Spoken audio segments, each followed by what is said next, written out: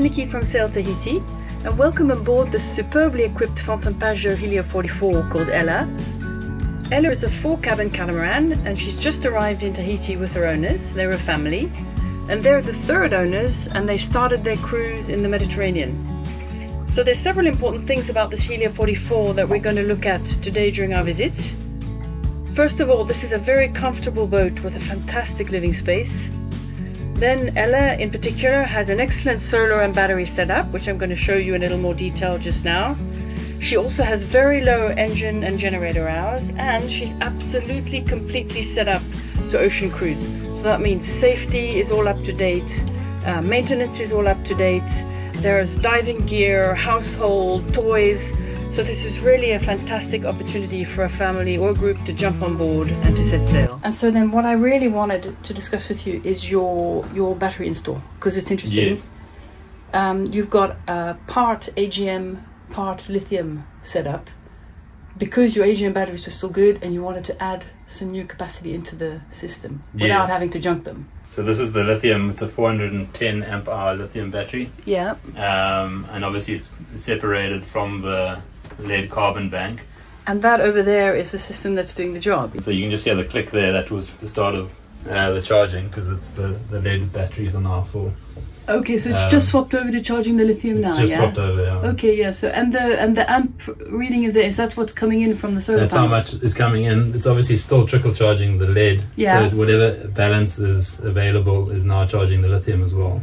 Okay, so that's doing the same job for the power coming out as it is in. Okay, it's just saying, okay, lithium drawdown until a certain point, and you've programmed, that's programmed, I guess, to... Yeah, exactly. Yeah.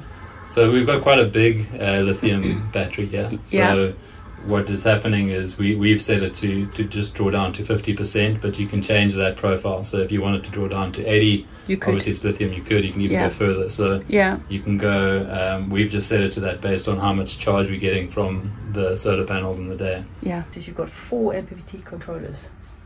Yeah, so the 3 MPPT controllers control all the stern panels.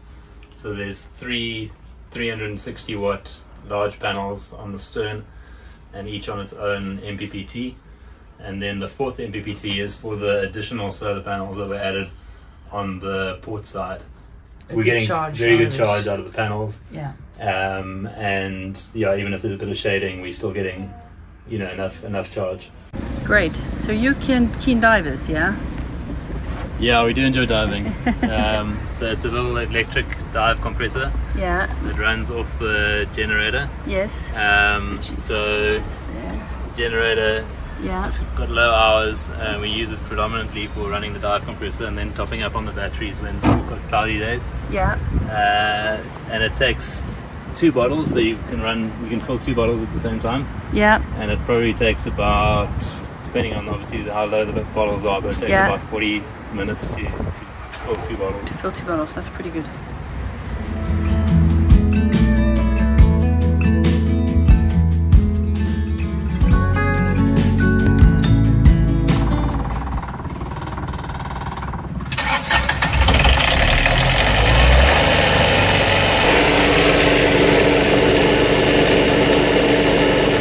We have recently done all services on it as well, so it's had new oil, new impellers, new belts, so all of that's in good shape. done. Yeah, it's probably only got like 2 or 3 hours on it since we've done all the changes in oil and belt and everything. Need to do some more diving. Yeah, exactly.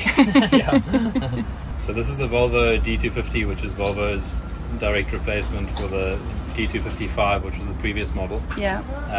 So we replaced it a year and a half ago. Mm-hmm. And we had a compression issue on the previous D255. Yeah. And we had a rebuild done on it, which wasn't a good rebuild, and so we got to the point where it was better to actually get the engine replaced. Okay, here we are on port side, and this is the original D255. Yes, this is the D255. So we had an issue on the starboard side, and obviously replaced that engine. And when that happened, obviously we put a huge amount of effort into making sure there was no issues with this engine. So we had a lot of work done on it, including the heat exchangers all cleaned out. We had new injectors installed, Volvo injectors, We've done a bunch of different work on this engine to make sure it is 100% reliable. And it's only 2,500? It's only 2,400 hours. Yeah. Which so is not it's too low, high. low hours, Low hours. Okay, so I noticed that you had quite dark shade covers, but you can see through them, obviously. So they're really great for the tropics, and they look in good shape. So yeah, they've only been on the boat for under 2 years, and they're really good quality shade things. We enjoy it just for both the sun protection and just a bit of privacy as well. The ones at the helm station are obviously, especially when you get the sun behind you, you can also drop down the sides to give you extra sun protection. The shade cover obviously extends all the way around the cockpit. Yeah, both sides, and then obviously at the stern. The stern has a number of different zips so that you can roll up different parts of it if you need to.